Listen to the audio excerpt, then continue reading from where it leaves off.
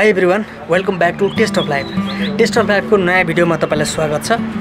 यदि तपाईँ पिरो अमिलो चट्ट खाने बानी गर्नु भएको छ भने आजको एपिसोड तपाईँको लागि गजब हुँदैछ। र आज आइपुगेको छु म अजिमा पोखरीमा।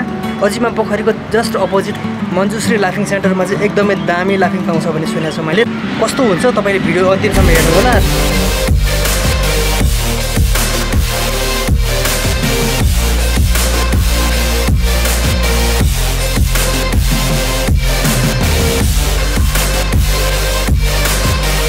यो लाफिङ बन्ने प्रोसेस चाहिँ उहाँको अनुसार सबैभन्दा पहिला चाहिँ ठुलो भाँडोमा मैदालाई राख्ने, मैदालाई धेरै पानी हालेर त्यसलाई घोल्ने, घोलिसके पछाडि पखाल्दा जुन स्टार्च निस्किसके पछाडि अन्तिममा जुन रहन्छ त्यसलाई चाहिँ ग्लुटेन भन्छ। र यो ग्लुटेनको पनि अन्तिममा काम आउँछ। ग्लुटेनको चाहिँ के काम आउँछ भन्दाखेरि अन्तिममा स्टफिङका लागि छुट्टै यसलाई स्टिम गरेर पकाएर यो लाफिङको स्टफिङमा चाहिँ ग्लुटेन युज गरिन्छ।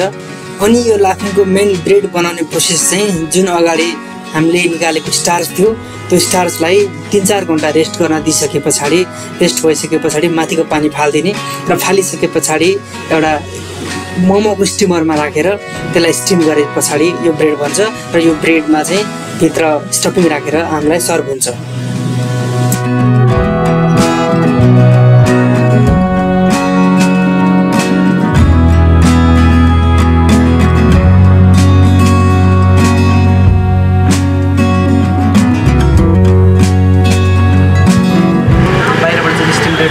भित्र चाहिँ मिक्स मसलाहरू सबै छ, चिप्स, पिनट्स, नुडल्स, एभ्रिथिङ यसमा छ।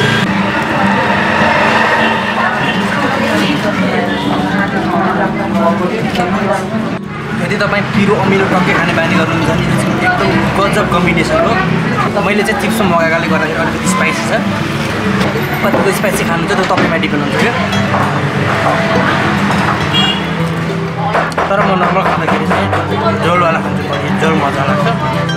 आज मैले डिफ्रेन्ट ट्राईमा ट्राई गरेर हो। तर चिप्सले गर्दाखेरि चाहिँ यसको टेस्ट अझै गजब छ। लाफिङ त भ्यालीमा धेरै ठाउँमा पाइन्छ, तीमध्ये पनि लाफिङ स्पेसल पाउने पसल चाहिँ धेरै छैन। बौद्धतिर राम्रो पाउँछ अनि स्वयं एरियामा भयो। अन्त त खाँदाखेरि मैले ठिकै मजा पाएको छु।